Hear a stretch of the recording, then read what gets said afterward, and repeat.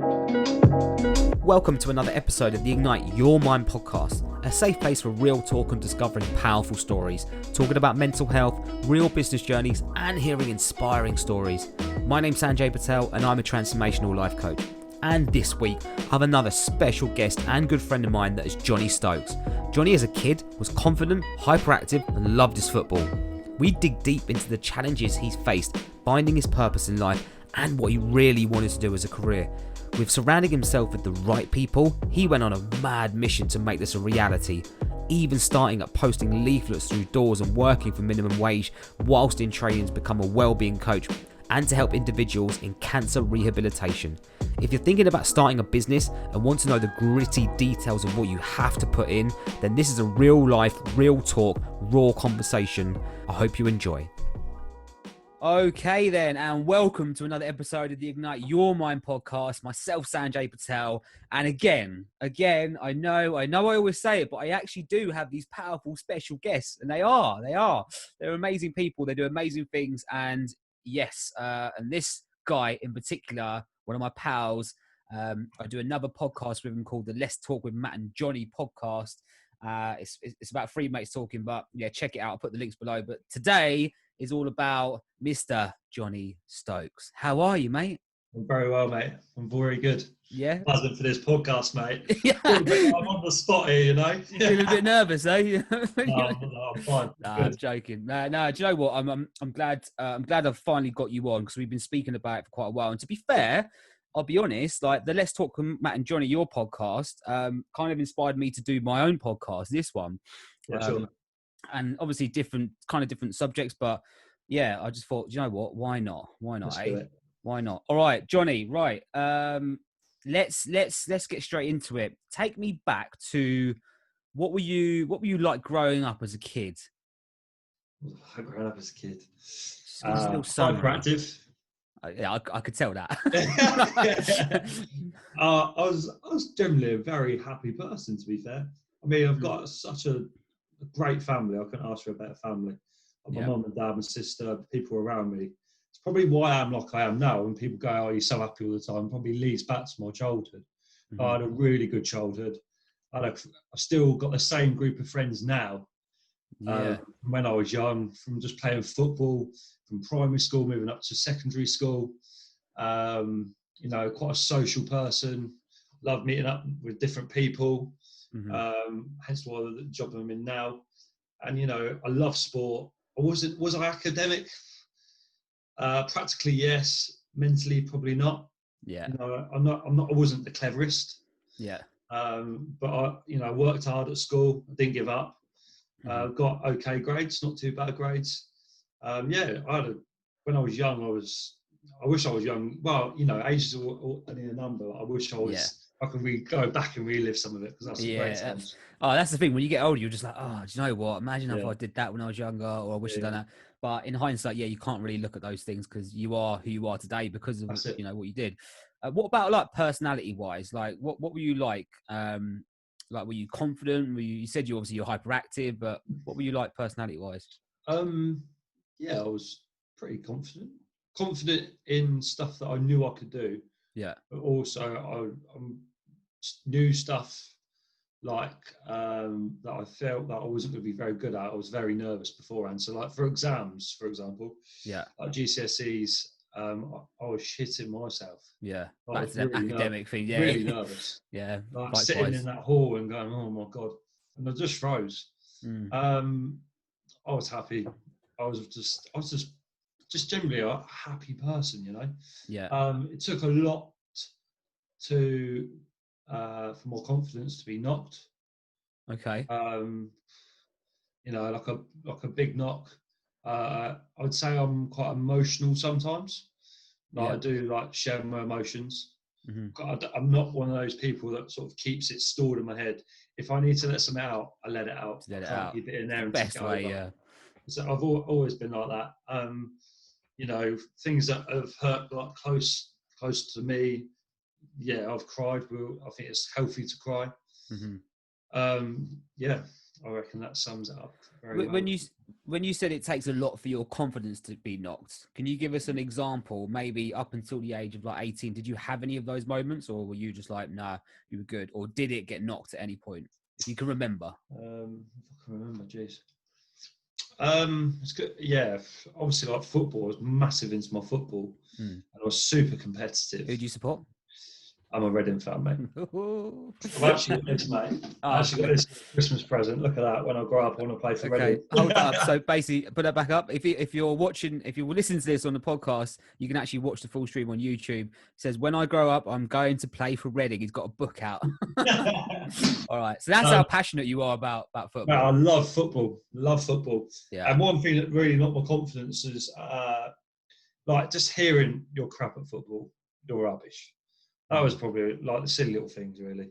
Was that from like other school kids and stuff? Yeah, when you're quite young, it proper hits you, doesn't it? You're like, oh, yeah. You know. Confidence-wise, do you know what? I can't recall like a moment where I'm like, oh, I'm not, yeah. You know, really, really not me. Yeah. Okay. But emotionally, I can talk about emotionally. Go on, tell us a little story about when you got emotional then. So emotional. It's close, really. It's so my cousin, he was my age. He had like autism.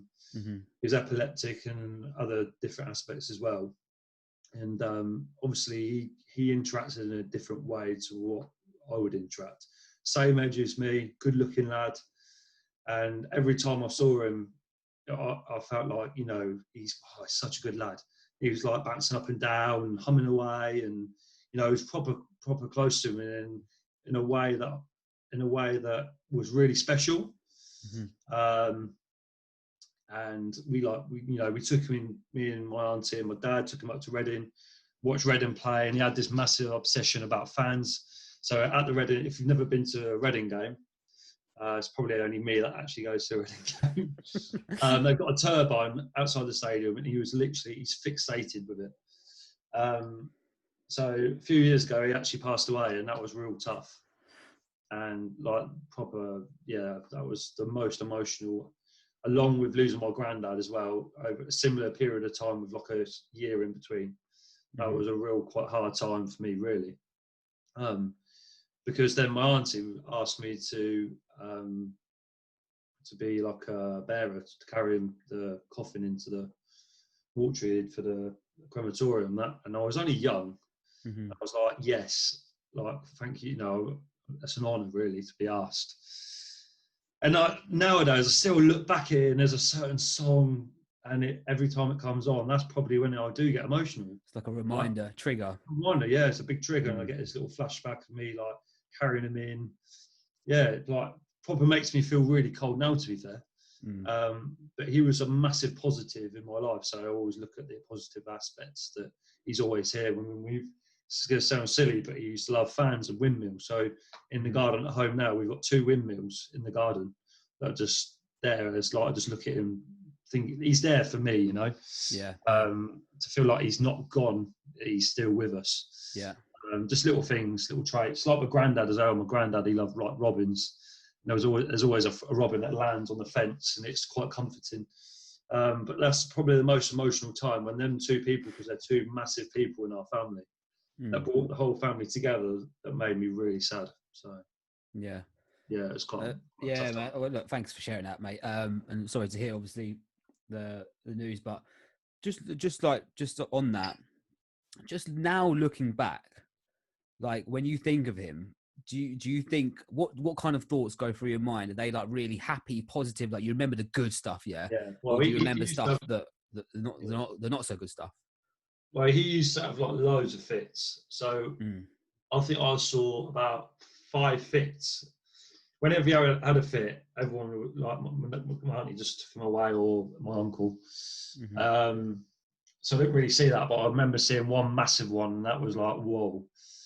But do remember that. But all the times I spent with him were positive, like just reading him stories, playing with the fans, walks, just generally being, his energy was just, he was literally buzzing. He would bounce up and down, massive smile. He was so affectionate, as in like giving people hugs. such a happy individual, and I think that's rubbed off on me. And the positivity that I now imply in other people's life within the job that I'm in now. Yeah. 100%. Yeah, man. I mean, look, you bring me back to a moment, obviously, when I put that video out about my friend who unfortunately passed away. I know you messaged, well, you spoke about it after, but you kind of look back. Well, I look back now, and I'm just like, I'm just super grateful that that person was in my life at that time, and the moments we shared, and that's the kind of things I remember now. Rather than being like, could I have done anything to help, or, you know, this happened for a reason or a bad reason or whatever. You know, I really think about the positive side of it, because it kind of just does shape you as a person, right? In a whole weird way. So yeah, man, I get that. I get that. So you're not just all confidence and smiles and happy. There is another side to you, right? Yeah, there is another side to you. Cool. All right. Well, look, man, I appreciate you sharing that.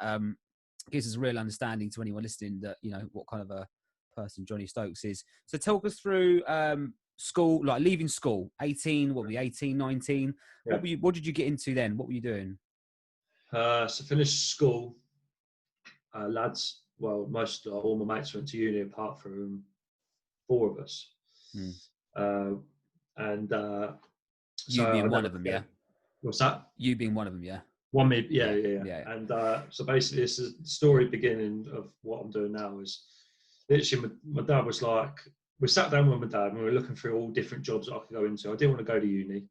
I could have gone to uni, but it wasn't for me. I wanted to get out in the open world and follow my passion, which is exercise. But I didn't even, when I was young, you don't realise what a personal trainer does or whatever. Of course, yeah. So I was like proper looking into it. He got up Google, he was looking at all these different courses.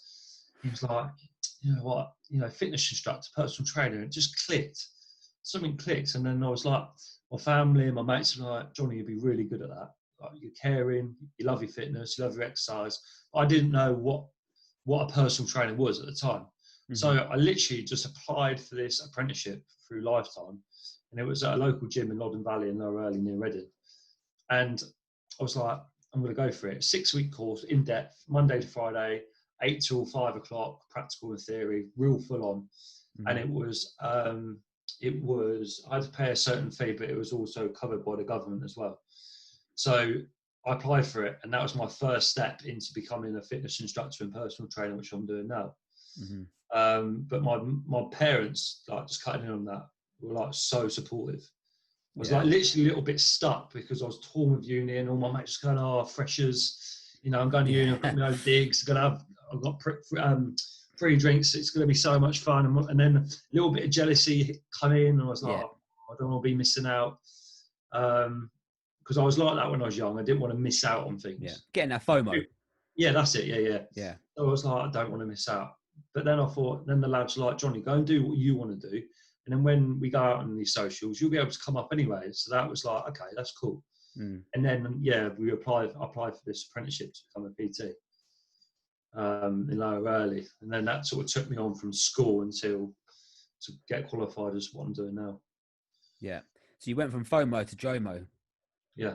Fear of missing out to joy of missing out. Yeah. that's what I call it. Because obviously you're doing what you love, right? It's a whole different ball game when you start doing what you love. And I know firsthand, because when you said about the Freshers Week and your pals are all in uni and they're going out midweeks and student nights, I remember that because I was doing a shitty job, which I hated anyway. So I was like, do you know what? I'm going to drive down there on a Wednesday afternoon, straight after work, go out of the night, and then drive back in the morning and go to work. And I was only, 18, 19 years old. It's bonkers, right? But I was doing that because I hated the job I was in. I didn't enjoy it. Yeah. So, mate, fair play. You actually had something you wanted to do and you wanted to actually see through, and you were committed to not following the crowd, being a sheep. Yeah, but what, you're young. It's what you want to do when you're like, early 20s and stuff like that. So, all right, cool. So talk us through, obviously, like Pete, I mean, I've known you for quite a while now, but the PT side of it, the business side of it has been quite a big impact in your life, and more so other people's lives. When I actually heard what you did when we had that trip down Manchester, when we were in the car, and you were talking about you were doing some cancer rehabilitation, and I was just like, what? I was like, what is this? Like, who is this guy? I was like, okay, it sounds quite cool. Plus, you're. That was the first time I met you, wasn't it? Literally yeah. Yeah. Fun, cool conversation. I think it was like 2 years ago. I think it's something like that. Yeah. Then you were like, obviously said you were a PT as well. And then I remember one of our pals in the car. So as I was saying, I was doing like life coaching. That's pretty much when I started. I think I was doing the course then. And one of our pals in the car said, "Oh yeah, well Johnny, you're a bit of a life coach anyway, aren't you?" And I looked. I was like, "What?" I was like, "Is that true?" And then obviously, yeah. I think tell us a little bit more about the lead up into starting your own business and really getting into it. Like what was it? What challenges did you come across as well? So going back to it, so I did my apprenticeship Mm-hmm. for 6 weeks, theory, practical, did that, completed that. So level 2, level 3 PT, then worked in the gym, Wokenham as like an apprentice. And I'll never forget this, and I'll never forget in telling the lads how much I was on. I was on £2.50 an hour. And I got absolutely ripped to bits because I could only, afford a packet of crisp and a drink, like a meal deal from Tesco. And I was How old travelling were you? Pardon? How old were you then? 18. So you're 18. Okay. 18, yeah. So I passed my driving test in my Peugeot 206. Travelling from Thatcham to Wokingham. If you don't know the journey, it's like a 45, 50-minute journey. And if you hit traffic, then it's an hour to an hour and a half. So that was the shift was my fuel. Yeah. The whole week that I was there was my fuel to get there. So I wasn't earning anything from that stint at the gym, but I also worked full time in the co-op in the Broadway in Thatcham. Now I look back at that, stacking shelves was all my mates are sending me videos on their nights out at uni and doing this and doing that. And I'm like, oh my God, I'm here, I'm stacking rustlers, like burgers and all the dairy. What am I doing? I generally thought that one time. And that was my first little knock. And I was really like, I got home from one shift and it was a terrible shift. And all the lads were having a great time and saying, like, John, I can't wait for you to come up here and like this. And it was a mental thing there. It was like, no, you've got to keep your focus because there is light at the end of the tunnel. Yeah. And then, like I said, I share my emotions. So I was like, probably catching like reassurance from my mum and dad and like people close around me to make sure that I was doing the right thing. And like, John, you just got to keep going. You got to keep going. That you will see success. You just got to keep powering through. So if I didn't have them people around me, and it would have been even harder than it was to actually to set up my own business now. Yeah. But mentally, like it would have been like jumping hurdles all the time. So definitely, I do thank them massively.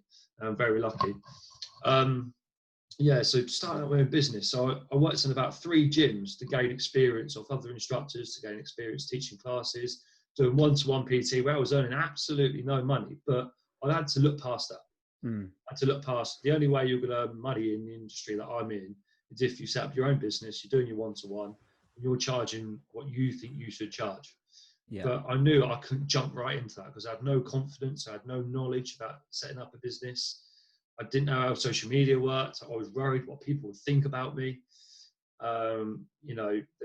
There's a big whole thing in the industry of how you look and your there's the whole stigma, isn't it, as well? Like that industry, it's very competitive, judgy, bitchy maybe sometimes, like any industry. But if you don't approach it right, then you really do get battered. Yeah, for the wrong reasons. So you have to be a bit careful. Anyway, I completed the works in the gym. And then I got to another job where it was like an activity for health coordinator, where I looked after all like the mental health, the cardiac, the cancer, all the classes in West Berkshire. So I looked over all that and set up these different schemes. I set up a mental health class where people came in, they did a program, and then they spoke to a counsellor at the end. I set up events to try and push these programs. So that is where I gained a lot of knowledge. Yeah, this is interesting, right? Because the question that's coming up to me is you were obviously shadowing all these PTs, you were trying to learn your craft, trying to educate yourself. Then why mental health? Why these classes? Why that niche instead of just keeping to like PT sort of thing? I didn't want to be that stereotypical PT. Okay. I didn't want to be that one-to-one. Look at me, this is the way I train.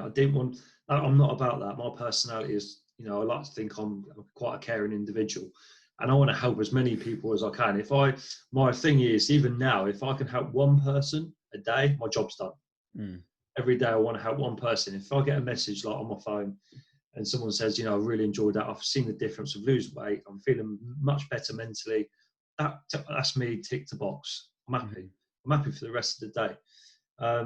But I'll never forget the story when basically it started. I did the activity for health stuff. I was sat in a cafe at a gym, and the head of Macmillan Physical Activity came and approached me at the time.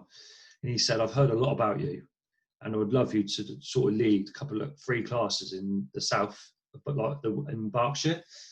And I was a bit like, I said to him, why? Yeah. He said, well, your presence, look at your retention figures. It comes down to retention of what the classes at the time that I ran in look like.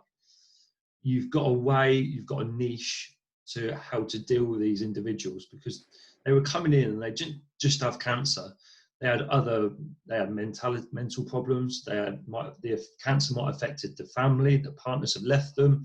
They might have diabetes or whatever. So I was like, he's like, I can pay for you to get the qualification, which was about 1,500 quid. And at that time I was earning about £1,000 a month. So I was thinking, can't afford that. But he said, I'm going to pay for you to do it. I want you to do this and this and this. So I was like, okay, I just grabbed it. I was like, yes, I'll be well up for that. Take it. I kind of like chucked myself in the deep end, but that's the only way that I learn. That's the way that I learn. If people chuck me in the deep end and I'm challenged on the spot or at the time, that's the only way I've got better going forward in life in general. So I did the course, and it was a week course, and it was so intense. And we had people come in that have had cancer talking about their stories, and it was really emotionally challenging. And after that course, I came away like absolutely knackered. And then 2 weeks later, I actually started 2 classes. So it was one Tuesday afternoon and Wednesday afternoon. It was 2 inductions, taught a class, and then like any people that you felt that have sort of outgrown the class, we then move them on to other classes in the community.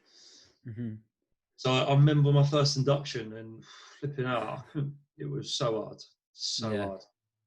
I'll never forget it. 2 lumps in her right breast. She had serious anxiety. She was seeing a counsellor because she got depression. A partner left her because he couldn't deal with it. It was just wait. So these people that came to these classes, were they people that have got cancer? Yeah. Not that are trying to overcome it, or right. They're literally, you're getting them right in the worst moment, basically. So basically, okay. So this lady, for example, I would take a patient pre or post treatment. So they might have just been diagnosed. She had to lose a certain amount of weight to gain the chemotherapy. So I've got her at her worst point mentally. Jesus. And I'm 19. I'm about 19 20 years old, mate. You're a young lad, aren't you? Still. Yeah, and probably that's why I've grown up, maybe like well quick. Yeah. And matured just really. But I had to. Yeah. I had to, because I had to get these people to believe in me, because I was so young. They walk into me into induction, they look at me and go, "Are you Johnny?" I go, "Yeah." And they just look at you up and down, suss you out and think. And this lady said, "You're very young, aren't you? You sure you can do this?" I was like, "I'm qualified." And then I was just like asking her different questions. And then she gained that trust. She was like, that's how you good. I think I believe in you, because you've got to get that belief that you can actually help them. You can't just talk a load of crap to get them to believe you. Anyway, she was in a very bad way. And then the following class, she came in. She wouldn't look at me at all. And it was so hard, mate. I went away one class after that induction and just booed my eyes out in the car. Just cried my eyes out. I just couldn't. I thought, what am I doing? I don't know if I can do this. I don't know if it's too much. I was like, no, I can do it. So I spoke to Macmillan, and they were so good. They put like a counsellor in place. So I had psychology support once a month on the telephone, or could do face-to-face, depending on the cases that I was dealing with. So that's probably, looking back, where I've grown and realised like how lucky I am with what I've got. Like the small things really matter to me now. Yeah. Probably before that, they wouldn't. Yeah. I mean, look, just being exposed to that at that age, I mean, it will give you a whole shift in your perspective about life. Yeah. Like I now know, like, there's some things which I do in the last couple of years, and I'm 34 or turning 30. There's been stuff where I've really put myself in a situation where I feel just super grateful for what I've got, because I'm seeing another situation unfold. And Yeah. Jesus Christ, like, imagine having that when you're 19, 20 years old. Like, Yeah. they're coming in their worst moment, and probably they're shit scared as well. Yeah. Because of what's happening to them. Yeah. They're looking, mate. Fair play. Do you know what? Fair play to you. I knew you were doing that. I didn't know how intense it was. I always thought it was people post. Yeah, I didn't really talk about it because, Yeah, quite like socially, like lads, it does hit hard sometimes. yeah, mate, That's definitely. work, isn't it? But yeah, and like the mental health program, mate. Yeah, People that are coming in. We had drug addicts, we had alcoholics, we had schizophrenic, we had so many people come through the door. But do you know what? They went away with a massive smile and felt energized after it. And even though after it you felt as an instructor like completely and utterly drained, you felt rewarded after every session. Yeah. Even that just hour and a half you've given to that person, you felt absolutely brilliant, and they've gone away and so I feel so much better. Yeah. So it's all about making difference to people's lives that matter. But that small difference you've made might be sort of fairly small for you, but for them, could you imagine? I know full well with people with mental health issues and illnesses, you can make the smallest difference for yourself, like saying one thing, but it can make a whole massive impact in that person's life. So yeah, man, I fully agree with that. Whew, mate, didn't think you were gonna drop those. Didn't think it was. I mean, yeah, well done, mate. Well done. A bit speechless, but I think there was a message which you read out the other day that someone sent you. I think it was when we were recording the other podcast.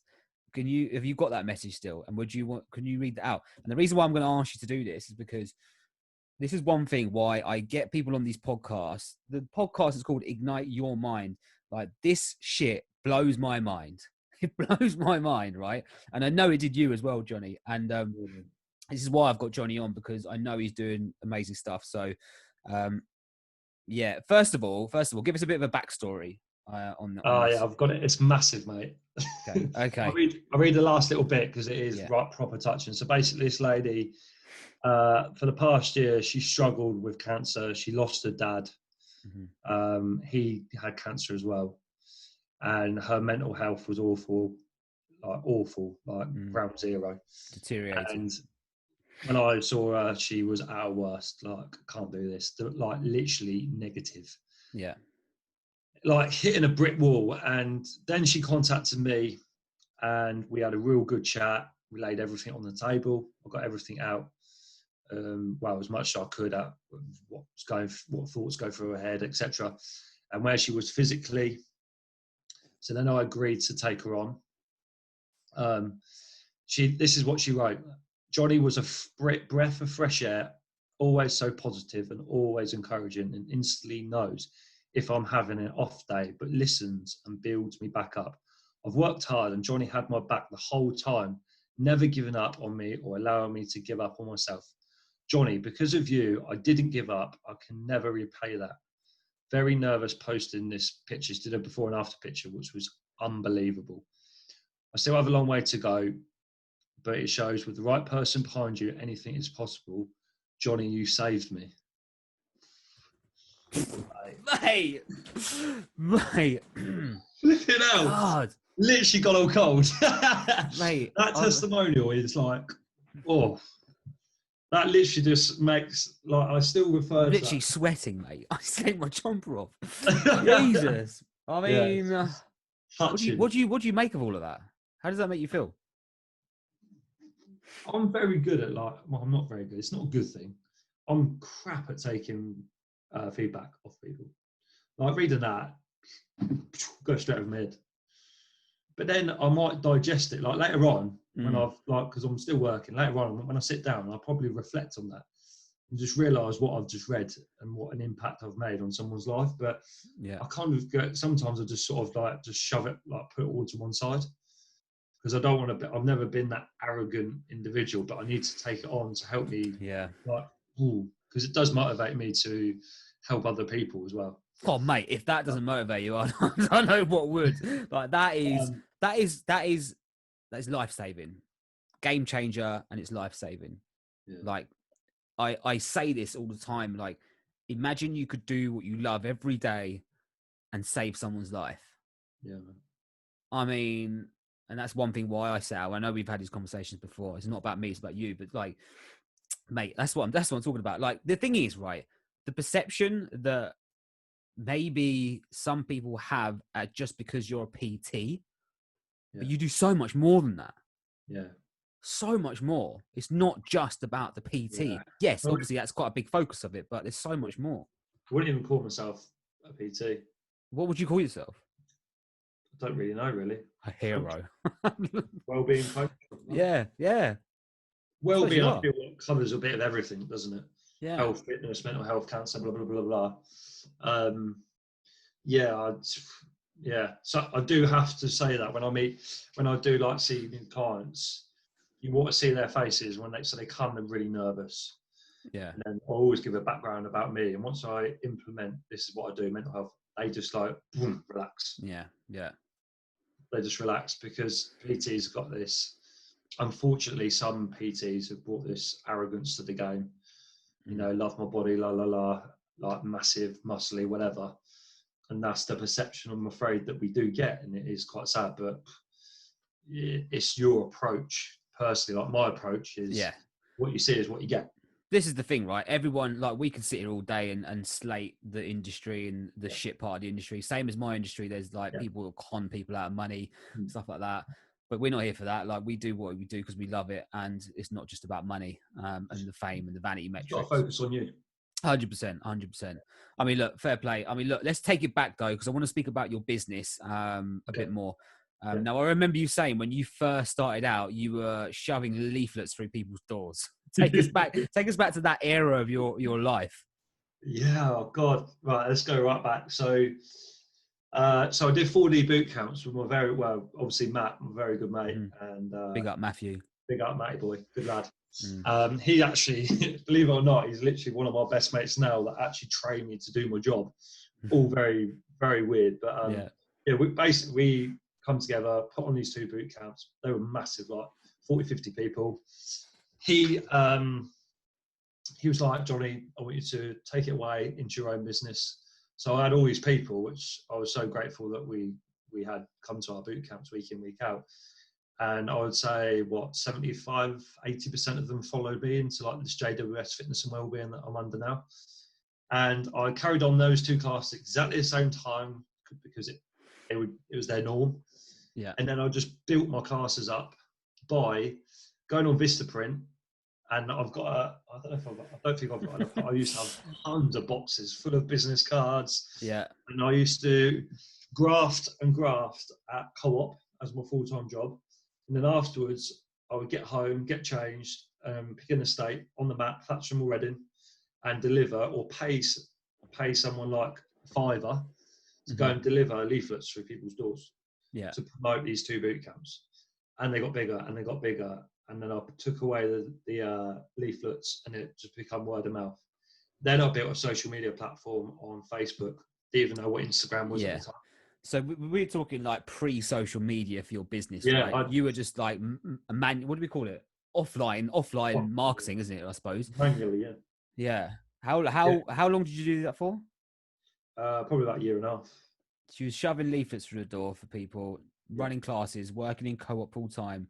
So this is the thing, right? And I really want to stress this because I know there's a lot of people that listen to this that try and set up their own business or think it's easy or think, yes, you know, there is ways you can do it now where you can accelerate, but realistically, and you know what? Actually, no, I this is my opinion and my opinion only. I still think you have to go through the grunt and the shit for a year, 2 years, 3 years before you start making some sort of headway. Doesn't matter what it is, but that was just your example. I'll use this for an example. I'll never forget this. When I was young, I had a really good relationship with my doctor. So throughout the whole going back with the activity of health, I was communicating with doctors and stuff. I was just communicating through him. He was just dishing everything out, all the class out. It was brilliant. Anyway, I went in there because I had an appointment, and I sat in there, and he said, "How's things?" I said, yeah, really good.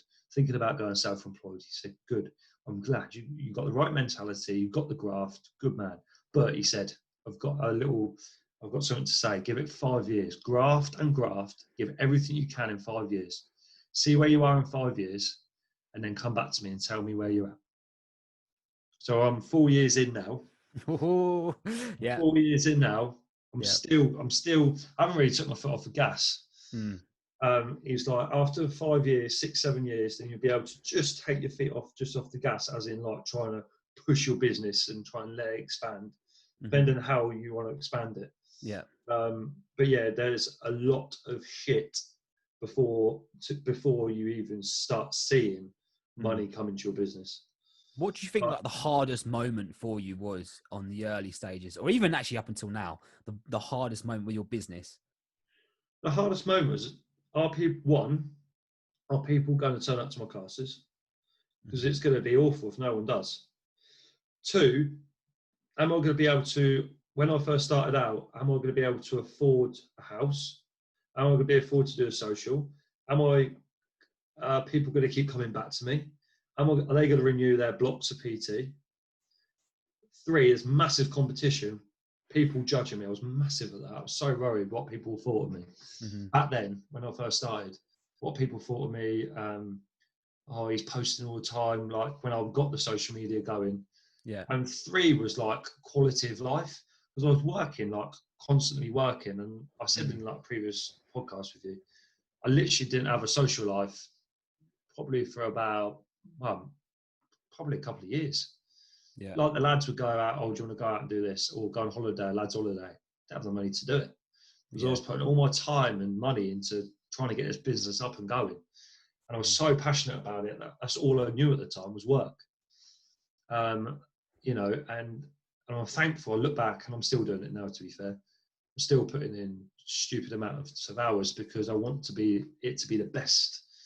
And where I've got a view of where I want it to be. And sometimes maybe I'll go too far. I work too hard and I burn myself out. And my body tells me that. And I always get that burnout. Yeah. But yeah, you have to put some serious graft in. And anyone listening, put the work in. Don't expect it to come, bam, fall on your lap, because it doesn't happen like that.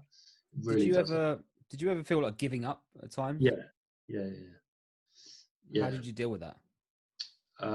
Again, like I've always said, surround yourself with positive people. Talk. I always want to talk all the time. My mum and dad would say this. Shut up, Johnny, you give me a headache. I don't shut up. Yeah. Anything I feel, I would talk to that person that I trust. So for me, then, probably was Matt out of all my mates, because he understood the industry. He understood, and he's got years on me in the industry that I didn't have. So I was constantly, I must have been a right little pest. Johnny Stokes again, but he gave me the tools. Not just him, there was, five others that gave me the tools to stick with it. If people that are listening, that when you get that giving up feeling, stick with it. Yeah. Talk to your closest, to people that you got trust in, and stick with it, because there is light at the end of the tunnel. Yeah, man. I had that 2 weeks ago. It's crazy. Still have it today. Like I just said, I had it 2 weeks ago. You just hit a bit of a lull, especially when it's your own business. Things aren't going your way for whatever reason. You hit this lull, you hit this dip, and you're just like, can I be bothered to do this anymore? Do I want to do this? Am I doing the right thing? You really start questioning yourself. You feel like you're a failure almost, or you have failed.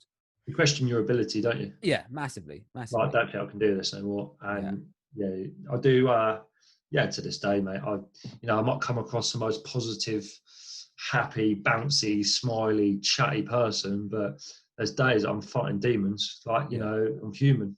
Like I do say this to my clients and people that come to class and stuff, that I am human.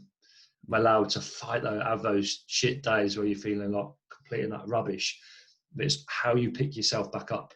Yeah. Not getting yourself stuck in that rut. Absolutely. And the way that I do that is obviously talking to people in the industry, or talking to people in general that I trust, like I said, but also listening to podcasts, listening to inspiring stories and reflecting back on testimonials. Yeah. And you know what? I think that's so well said and so well put, because there's one thing about my journey is that I've documented it. It's pretty much all on YouTube, just like your Facebook. You know, you put up posts, you put up testimonials. And anytime I feel like I'm in a lull, I want to give up, I want to fail, I just go back to those videos that 2 years ago when I first started. I was like, Jesus Christ, that's my why. That's my why in life. That's why I'm doing it. Or look at those posts back on Instagram when I first started it, or look at 100%. those testimonials on Facebook, or whatever it might be. That in itself is your own motivation. Like, don't seek it outside, seek it internally. Yeah. That's where shit goes down. 100%. No, I totally agree with you. So, I saw your video this morning. Yeah. That was literally, I need to get my arse up. I need to go. But Yeah. that video is so powerful in many ways, because there's a lot of people probably feeling that in the current circumstances that we're in now, that actually need that. 100%. That do you know what? A bit realistic. Probably what a lot of people are thinking right now. Big rocket, bam, off we go. Do you know what I mean? Just an uplifting video. Yeah. You just got to be real. I think you've just got to be realistic to yourself, and actually just be truthful to yourself. Some people, you know, we all do this, don't we? We always put this massive pressure on our shoulders, and it's about how you turn that around, how you spin it on its head and go, do you know what? Today, like you said, find your why and work towards it. So one thing for me, I always have, like, wake up and I've got one thing I want to achieve, and if I don't achieve it, I don't go to bed or don't sleep until I've achieved it. And then once it's ticked, job done. Yeah. Job done. Job's a good one. 100%. I love that, mate. So you're what, 4 years in now? Yeah. What does the future hold for Johnny Stokes? I've always been like, a lot of people have asked me that, to be fair, and I've literally just said it's like a roller coaster. It's like a ride, it's like a journey. I've never really looked too far ahead, because it scares me, to be fair. But what would I like to see? I love my own studio. I love it like a little hub. Everyone comes to, receives this ethos that I believe in, positive mental attitude. You come in, you do your stuff, you get your energy off me, you get your tools, you apply, you go out of that door buzzing, and just to get as many people in as I can to help them out mentally and physically. That's what I'd like. But the thing is, where the business is now, I'm really happy with where it's at. Like, I'm quick to like go, I'm not happy with this. But actually, like this period of time that we're going through, this whole like 15 weeks of like through this COVID-19 has made me realise, like, do you know what? I've done all right. Like, I'm not very good at like saying good things about myself, or like looking back at work. Do you struggle to say compliments? Is that what you're trying to say? Yeah. Why do you think that is? Don't know. No idea. I have no idea, mate. Just terrible. Someone says something to me like, you're doing so well or whatever for your age. So I'm 27. You do what you've done in like your business is young, blah blah blah. I can't. Just struggle to digest it. But I bet you can dish them out. Yeah, probably. Yeah. It's funny, right? Yeah, it's funny. Bit counterintuitive. Compliment everyone else, but not myself. Yeah. It's probably the role of the job, to be fair, because that's what you're doing. But... Yeah, absolutely. All right, mate. So I've got a question for you. We're coming towards the end, but I've got this burning desire to ask this question. If you look back throughout your whole journey of life, I suppose, what are you most proud of? What am I proud? How many points can I give? Ideally, the one major one, and then a couple of other little ones. Setting up. That's very hard. Getting a house with a mortgage that I own with my girlfriend would be at the top, because I never thought I'd do that. £2.50 an hour. Honestly, I didn't know where my life stood. Wait. So how old are you now? I'm 27. So that was what, 8 years ago? Yeah. It's only 8 years ago. I know. And I've got a house with my girlfriend. Yeah. That's probably like, when I got the house, I was like, well, this is this is ridiculous. So that was probably, yeah. And then obviously very close by would be the business, JWS. Yeah. Because honestly, when I was young, like, I wasn't the cleverest at school. I had some very clever mates, and I thought, don't know where I'm going to see myself in life, because they're going to be doctors, they're going to be accountants, going to do this, do that. And I was generally a little bit worried, but you know, I look at what I've got, and the following of people coming to classes and stuff. Yeah, I'm really thankful. That is massive. Yeah, I'm proud of that. Yeah. So in like realistically 4 years, right, since you started your business, what you've created, like when you look back and like when that moment you doubt yourself, or if you can do it, if people are going to turn up to your classes, fast forward 4 years, you've got your own house, you've got missus you bought your house with, you've got a good business, a strong, solid foundational business. Yes, you put the graft in, but you've done all of that, right? And this just goes to show, like, what would you say to anyone that is maybe at the point where you were beginning or at starting? What would you say to that person now, today, knowing what you know, that is or wants to go out and do their own thing? One, don't give up.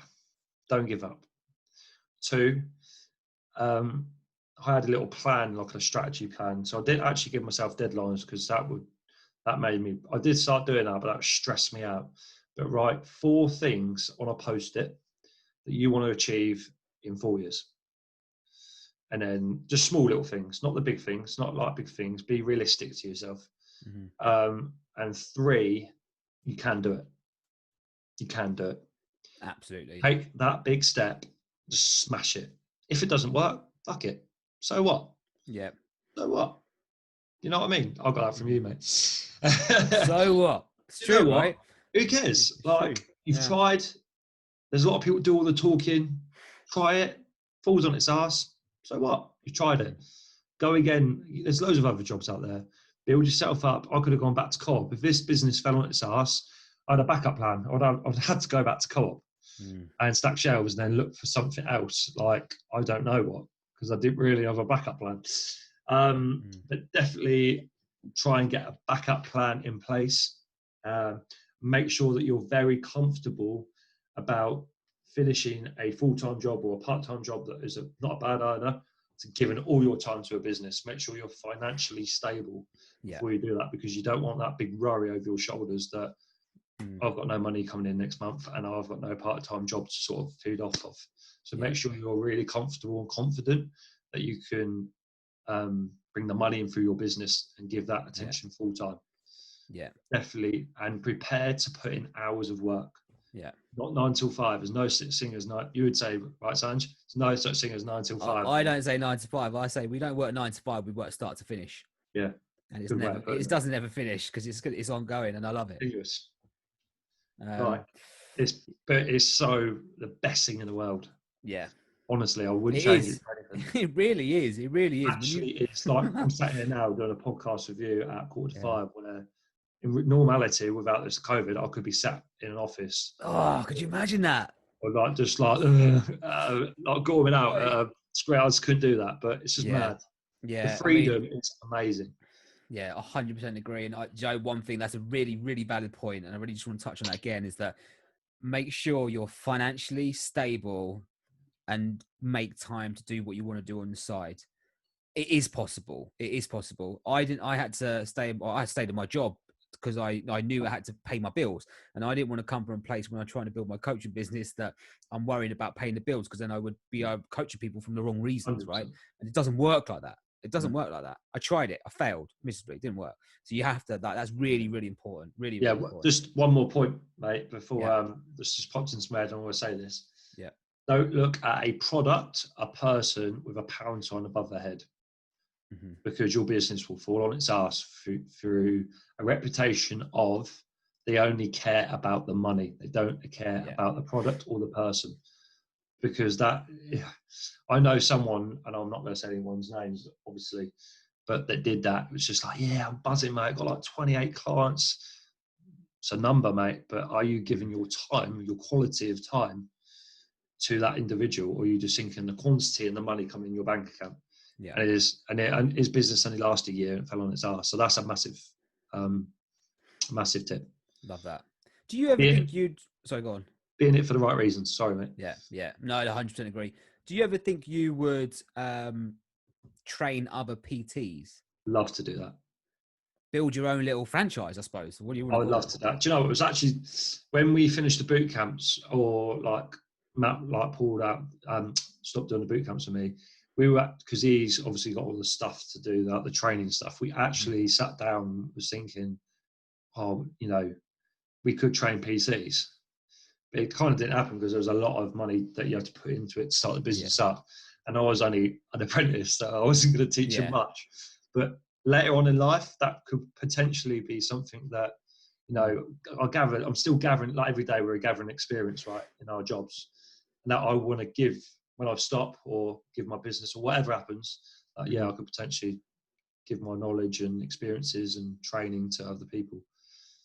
Big. And then help the world be a better place, mate. But that's the goal, mate. That's the goal behind the goal.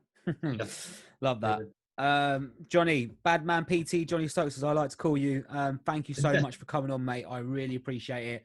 There has been so many nuggets of knowledgeable content, info that, I've gotten out of this conversation, and not just what you do, but, the impact you can have, and doing it the right way.